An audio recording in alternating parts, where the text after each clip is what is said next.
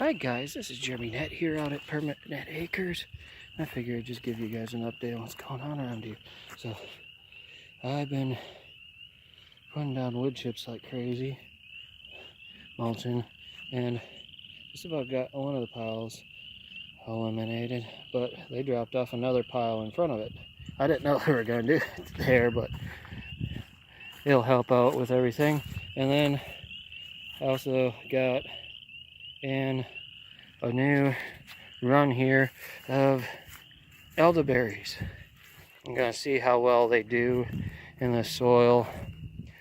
Got some fresh cuttings out of a supplier from down around, I believe from around New Orleans. So they provided me some fresh cuttings. I should have probably looked into some closer resources. I know, like, there's one guy that, like, Doug and Stacy have been promoting that I think is about somewhere around 3 hours away from where I'm at right now over in Missouri. And I just didn't have the time to look them up. So I was just trying to get something planted this spring, so I ordered them real quick and put them down. And I've been seeing some pretty decent growth as far as mycelium in my containers, especially the Mochella augusticeps. It seems like it's doing really good. That is the black morel mushroom. The Morchella esculenta is doing fair and decent, but doesn't seem like it is taking off as well as the augusticeps. So, kind of explain it. This farm, we're trying to base everything kind of more off of a permaculture standpoint, trying to provide anywhere you have a problem, trying to provide a natural solution. So we were trying to put in new gardening beds and everything. So we brought in the chickens to till up the soil. That way we do low impact soil tilling, and then they also provide the manure, the compost. We provide them all the ingredients to provide a good compost tea. So then we put the wood chips over the top of it. That retains the moisture. Every time it rains, it'll put compost tea into the ground around each one of our plugs that we plant in there. So I just started working on some of our seedlings. So some of them that we're doing, okra, Swiss chard, tomatoes. These are all heirloom tomatoes, all heirloom plants, 100% organic plants, non-GMO, and just started seeding them. And then today I went to check on the progress of my avocado seeds right now. Seriously, and I have kids were digging in where we just planted a bunch of flowers. Oh my. But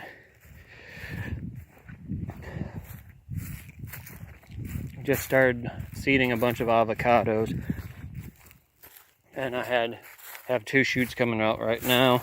I have 3 more avocados that we had sprouting. I'm just waiting and hoping that they'll take off. I also have a pot with ginger growing in it, and it's shooting up real nicely. But kind of explain why I chose Morchella mushrooms. Now, it's on the same concept of permaculture. We are planning on putting... Okay, I'll be there in a little bit. So, out here we're planning on putting in an orchard. We just started on it, and already got 6 apple trees in here. And apple trees establish a symbiotic relationship with certain mushrooms, where the mushroom becomes beneficial to the tree and the tree becomes beneficial to the fungi.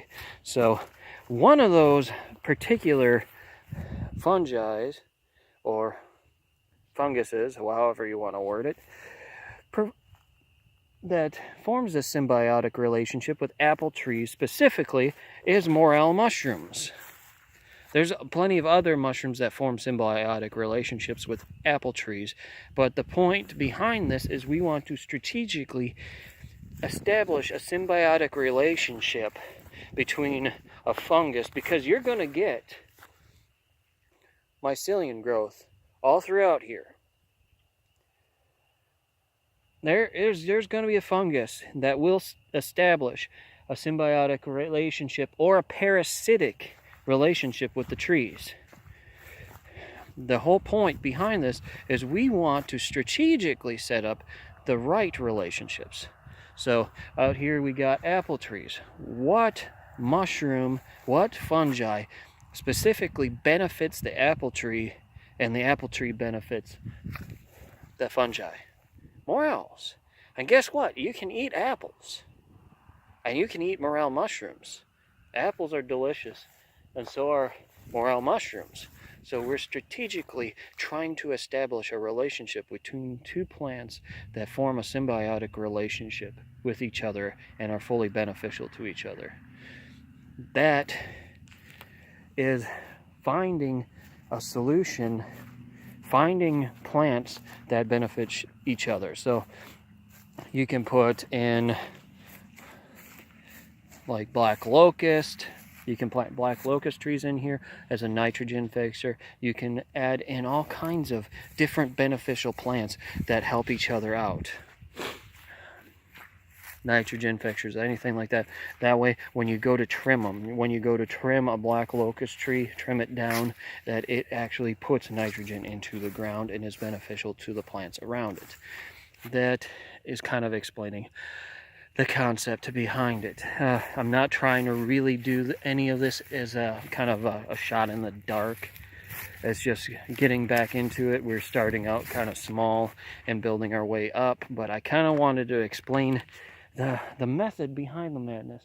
So I'm putting all this wood mulch in place, but it's for a specific purpose. I want to be putting morel spawn in there. I want to be putting spore slurries from morel mushrooms out in all this wood chips. I want them to be thoroughly scattered abroad throughout all those wood chips. That way they are beneficial to the apple trees. And not only that, but the apple trees will provide them nutrients also. So it's been a fun day spreading around a bunch of mulch. I am hopefully going to be trying to work on putting in the hedgerow pretty soon. The hedge apples have broken down really well over this winter, and hopefully I'll have a decent enough kind of slurry to pour out the Osage orange seeds into a trench. So I'm going to try. This is an old school method.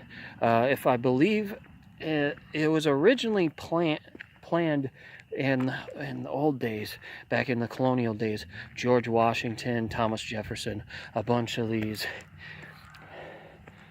old patriots used this method and actually believed that it was going to be a good method, because it was actually an old method from, I believe, England and France and everything, where they would take hedge apples, or they take black locust trees, certain specifically fast growing hedge tree types, and what they would do is they'd let them grow up a year, and then they would take those shoots and they'd bend them over and stick them in the ground. And they do that each year with each year's growth.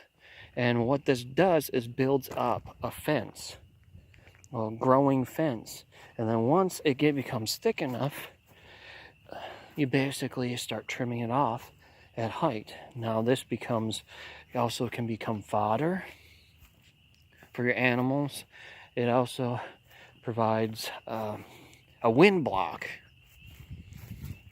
So it helps create microclimates, and it provides all kinds of beneficial results behind it. So what I'm planning on doing is I'm planning on planting in those Osage oranges. Once they start sprouting up, I'm planning on also planting in sage and lavender around these. Why? Specifically, why would I want to do that? Sage and lavender are deer deterrents. They specifically deter deer. Sage and lavender provide a scent that deer cannot stand. What kind of trees do deer tend to mangle and tear up? Apple trees. So logically, what do? You provide a plant, you provide some kind of deterrent. So what am I going to do? I have some peonies, which are also a plant that deer hate. They hate the smell of peonies. So I'm going to plant peonies. I'm going to plant lavender and sage. All these things are basically like a giant can of the worst smelling perfume you could possibly put on. So what it'd be like, kind of like you putting on this awful, horrible smelling perfume that every person on the planet Earth hates, and they will stay away from you. And this is what we're trying to do with the orchard. We're trying to create this awful smell for deer that they can't stand being around, and what it does is it makes it so they stay away from the orchard naturally.